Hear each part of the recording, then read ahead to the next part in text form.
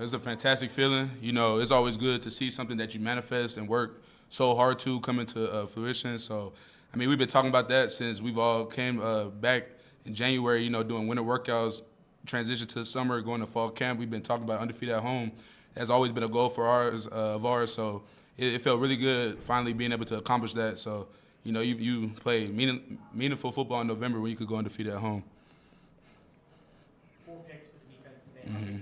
Now that's huge. You know, we talk about it every week. You know, just attacking the ball, tips and overthrows. We know we got to get those, and we just when you practice it Tuesday, Wednesday, Thursday throughout the week, and it shows up on Saturday. So I finally got my first one of the year. So you know, it was good. Go out there and celebrate with the guys. And then as a leader, like on this team, defensively, you kind of held the backs of the offense in the first half.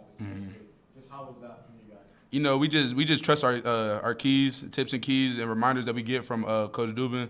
You know, he's always making sure that we're on point with what we're looking at, where we're supposed to be fitting. So, you know, we that's our job. You know, as linebackers, you got to stop the run and then get into the pass game. That's a bonus. So, you know, we just try to take what we practice all week into the game. And, you know, it just when it comes all together, it's a beautiful sight.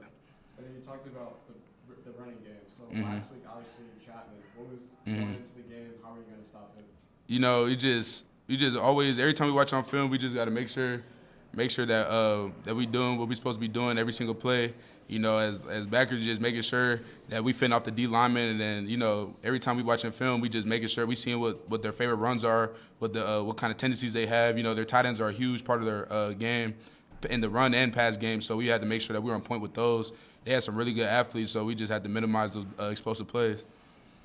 Since you got here, you're 10-1. How good is that? You know, it's special. You know, Wildcat Stadium, this is a special place.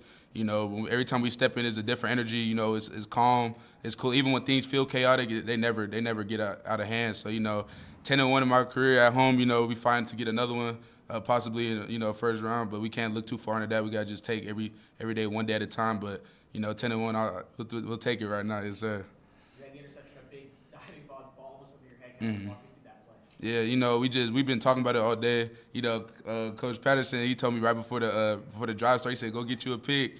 And so we just had to make sure, you know, we knew number 80 was their best player on offense. So every time I seen him going vertical, no matter what the coverage is, I just knew I had to carry him, help our safeties out. So once I seen the quarterback just looking, I just kept dropping it to my zone, and finally he just threw it to me. So, you know, that was a special play. You know, being able to celebrate with my teammates is always a great time.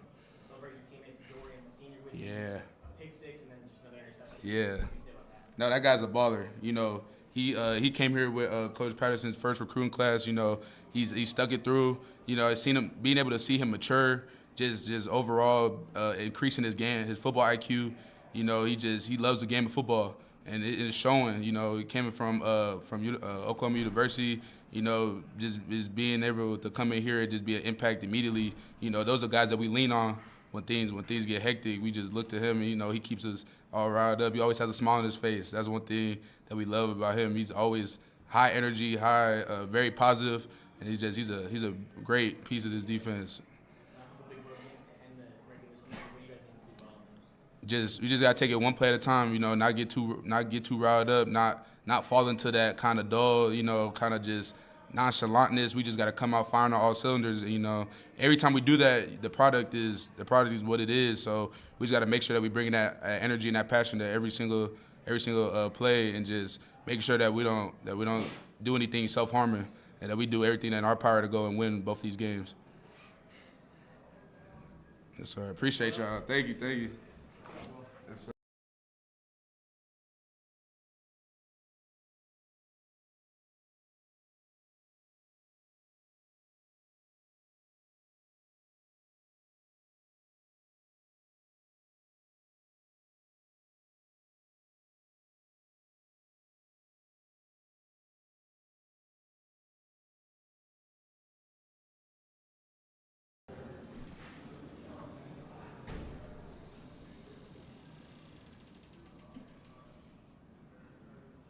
Patterson, could you give us your opening thoughts after that one?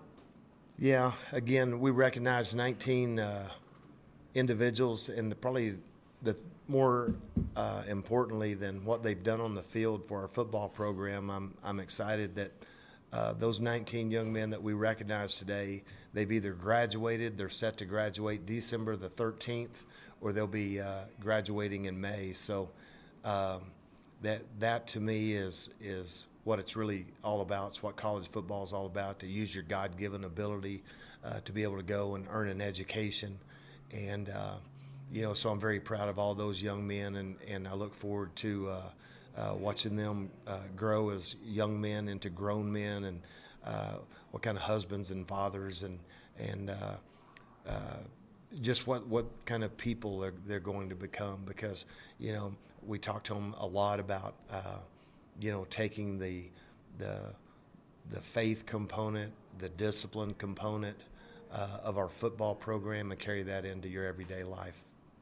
And then for you today, obviously you called the play, so defensively, what went into the 4 picks today? Yeah, I felt like the last couple of weeks we've had a pretty good beat on our opponent. We've kind of changed schematically. We kind of have gone through a metamorphosis, so to speak, not just schematically, but really from a personnel. We kind of were more of a 3-3-5 early in the year. Now we've kind of morphed into a 4-3 personnel package, and we're kind of beginning to click. It took a little bit for me to figure it out, but I think we're trending up the last 2 weeks for sure. And to be able to go and force 4 turnovers was big. Score on 2 of those. I really have to tip my hat to our players, because these guys get up here at 6 o'clock in the morning on Tuesdays, and then they leave and go to breakfast, and then go to class, and then squeeze in study hall in, then come into practice and study hall after. And they're putting in the time that it takes. We talk to them about the secrets in the dirt, and that means it's about the preparation. It's about your practice habits. And I knew today would be a challenge from just an emotional. How do you top last week's crowd, and how do you top the energy that was in the stadium? It was so. But it's why we build our football program the way we build it. We build it on character, discipline, and toughness. And today's one of those days where you just have to go out there and kind of grind it out, rely on your discipline. We didn't turn the ball over one time. I think going into today's game, we were +7 here at home. Now we're +11 in the turnover margin. And when we do that, we average 39 points a game. So now we got to do that, go take that on the road. Hear that same type of energy that we're playing with defensively the next couple of weeks. Now it's time to be road warriors. We talked to you about the 4 guys who came from your original class. They now go 17-4 right here. What does that mean? Well, it's just something special. I was telling the coaching staff in our Thursday staff meeting, I was like, well, maybe I ought to set a goal to go undefeated on the season, instead of just going undefeated at home. They left too. So no, I do. It's just, and you look at who we lost to, like number 4 Idaho, number 9 UIW. I can't remember what Stephen F was ranked when we played them in that conference championship game, but I believe they were a playoff team that year, if I'm not mistaken. And then UIW, Idaho, Stephen F, and Tarleton. Yeah, that year Tarleton came back when we were up 30-14. Probably remember, I was speechless after that game. I didn't really know what to say. It was 30-14. The next thing I know, we're down 31-30. So, no, I think it's weird. That's how coaches are. I don't remember the 17. I can't tell you anything about the 17. It's the 4 that we lost that I can tell you everything about.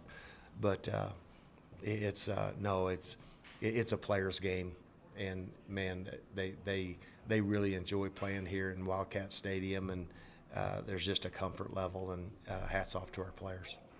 Will Schaefer in here, a guy who came in last year, kind of a weird stage of his career. You guys went 10-1 with him here, a big leader on that defense. What can you say about him? Yeah, he is just, first of all, he's a quality human being. Just a tremendous kid. a college graduate, getting ready here in May to graduate with a master's degree from ACU. And, you know, not to take anything away from where he got his undergraduate degree, but I'm going to tell you, this will be home for him for the rest of his life. And then putting in Quaid at the end of the game, just what was behind that? You know, Quaid has really been developing. He's always, you know, he has a big arm, and we just wanted to, you know, anytime that you can, if you can get an opportunity to put your backup quarterback in there, and yeah, you don't want to do it when it's just a must, right? So we thought, man, here's an opportunity for us to, you know, up a couple of scores. Man, let's just go in here, and while the game it's not completely, you know, in the wraps. I mean, so there's still a little bit. You got to go out here and execute, and very proud to watch him as an unbelievable throw and catch with him. Should we expect, like, next week going back to Stone?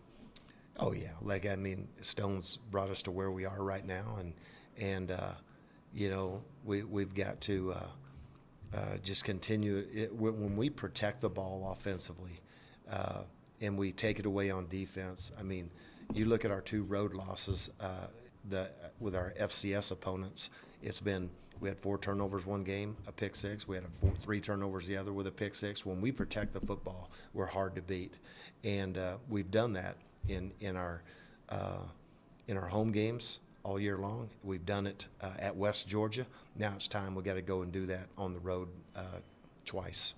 And then, since we're talking about the offense in the first half coming out just a little bit flat, what was behind that? Yeah, you know, it's just, well, I can tell you from Teague to the front door right here, I ran into 3 people today, and all 3 of them said, "Great game last week against Tarleton." Can you imagine what my players are going through, right? Like, I mean, I'm going like, well, it better be a great game today. Last week is last week, and it's something. I get it, man. Everyone's proud and excited of that win, but at the end of the day, I haven't thought about that Tarleton game since last Sunday when I watched the last clip of the game, and we turned the light off and we move on to Utah Tech. PJ almost had another 100-yard game today. He's just a really hard runner. He got great balance. He's got really, really good vision, and he just continues to trend up, and we need him to continue to do that. With him, they're all of our backs are just so different running styles, and sometimes we just kind of go with the one that's got the hot hand. The last couple of weeks, he's been on a roll.